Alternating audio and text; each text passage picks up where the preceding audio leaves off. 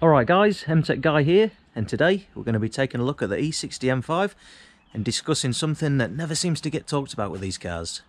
Now, something that I have discussed on this channel in previous videos is the fact that there seems to be heaps of information out there on the internet that talks about these cars being horrendously unreliable and it's going to cost you an absolute fortune to keep them on the road in repairs and maintenance. Now, I've also discussed on how it doesn't have to be that way with these cars, as long as you keep in front of it with the preventative maintenance and look after the cars properly. And from what I can gather, most of the people that are making these comments have never actually owned one of these cars, and the people that do own these cars know what the score is with them. Now, that being said, there are two things that you need to consider if you're looking at owning one of these cars that are going to cost you a heap of money over the long term, and it's going to cost you way much more money than the preventative maintenance, routine maintenance, breakdown repairs, parts, anything like that. Now, these costs may be incremental, but they do compound over the long term throughout the ownership of the car, and in the grand scheme of things, it's going to cost you a hell of a lot of money, and it's going to cost you more than anything else to do with the ownership of an E60 M5. So the first point of the two we're going to talk about is fuel. Now, these cars are very poor fuel economy. They drink fuel like it's going out of fashion, and if you own one of these cars, it's highly unlikely you're going to drive it just pootling around town. You're going to be wanting to drive it enthusiastically to get the most out of that engine, to get the most out of the car and the chassis, to get the most of the experience. So with that comes the fact that the car's already got poor fuel economy, and of course you're going to be driving it pretty heavy-footed.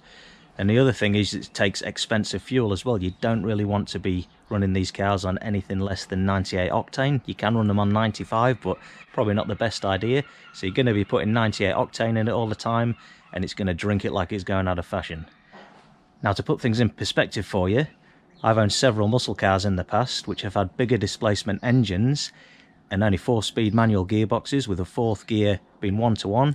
Now, this has a smaller engine than most of them I've owned, and it has a 7-speed gearbox, and the fuel economy is poorer on this. This is fuel injected, them other cars were carbureted, and the fuel economy is much poorer on this. And then of course, when you're driving it enthusiastically, it just all goes out the window. So bear that in mind. It's going to cost you an absolute fortune in fuel to run these cars in comparison to most cars on the road.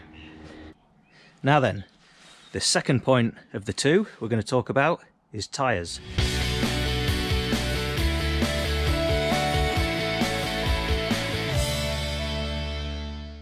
So if you're going to own one of these cars, you're going to want a good set of tyres on it. So we're talking about Michelin Pilot Sport 2s, Continental Sports Contacts, and you want to be using good tyres to get the most out of that chassis. They're a superbly handling car, so you want to be getting the most out of the chassis, and also you're transmitting all that power right through to the rear wheels, and you want to be laying it down as best as you can. So to satisfy them two things, you want a really decent set of tyres on this car, and decent sets of tyres don't come cheap.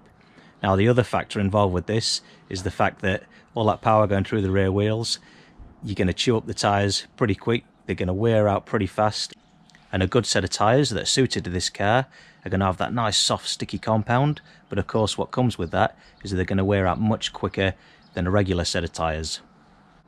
So the two things that are going to cost you more than anything else by far with the ownership of these cars is fuel. It takes premium fuel and it's going to drink it like it's going out of fashion, and tyres. It wants a decent set of tyres which are expensive, and it's going to wear through them pretty quickly. Now, make no mistake, this isn't a rant video, and I knew what I was getting myself into before I bought this car, but it's certainly two valid points that need to be made, need to be discussed, and I wanted to discuss them with you guys today to make sure that any of you guys out there that are looking at getting into the ownership of one of these cars, thinking about buying one, you can go into that ownership experience with your eyes wide open. Alright, I'm MTech Guy. Make sure you like and subscribe. Thanks a lot for stopping by. We'll see you next time.